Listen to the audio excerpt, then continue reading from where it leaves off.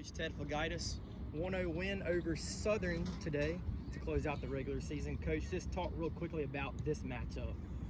Tough match. I mean, they bring a lot of energy to the game, right? They have a lot to play for, and I don't think that they knew exactly if they were in the tournament or where their seeding was. And obviously, we had a lot going on too, right? Like, we wanted to make sure that we were finishing 4-3 at home, right? So we were finishing with a winning record. We wanted to maintain a shutout streak, which I think is now over 600 minutes, right? We wanted a 7th win, and we wanted to lock up 3rd place in the conference. And I mean, we didn't make the tournament last year, so that was a huge goal for us. And to go from out of the tournament to 3rd, I think the players deserve a lot of credit. I think you saw a fantastic goal, right?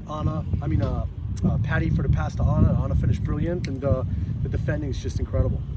You just mentioned some of the accomplishments your girls have now finished the season with 6 straight shutouts. I think the total is 606 straight minutes without conceding a goal.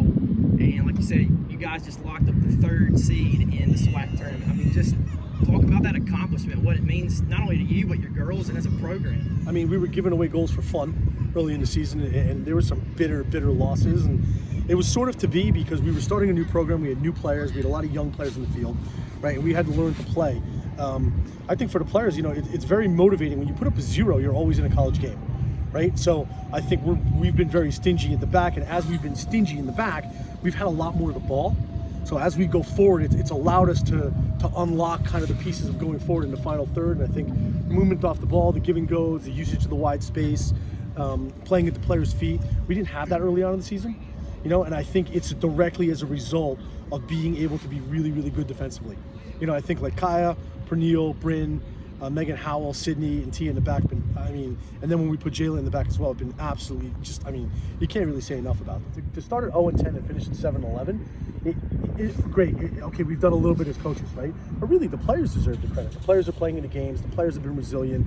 They've been intense. We're enormously proud. I think that the players have latched onto the idea of, starting the Jackson State program afresh, right, with a new start. And I think we're wearing a jersey with a lot of pride, right? And I think everyone's kind of like, I don't want to be the player that lets down a team or, allows us to concede a goal, and I want to put the ball in the back of the net. And if you look at the goals we've scored this year, we have a lot of players on the score sheet.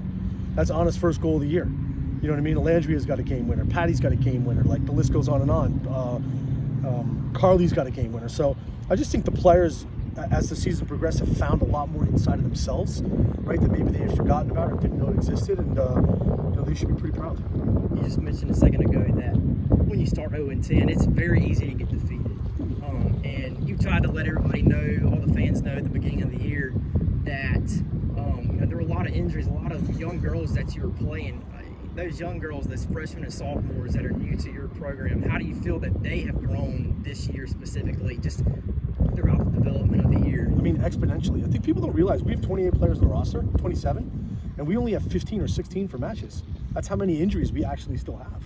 So I think if you're looking at the fact that we're winning games and we don't have a deep bench, like, you've got to be impressed. And I think here's the biggest compliment I can pay our young players. If you come to a game, I guarantee you don't know who a freshman is out there, right? Where early on in the season you might know. I mean, they look like seasoned veterans, and it's because they're comfortable on the ball and no one's shying away from big moments. And I mean, you can't ask more from them. We've said you just locked up the 3rd seed in next week's tournament. I mean, this is, I guess you could say, uncharted territory for these girls, these seniors.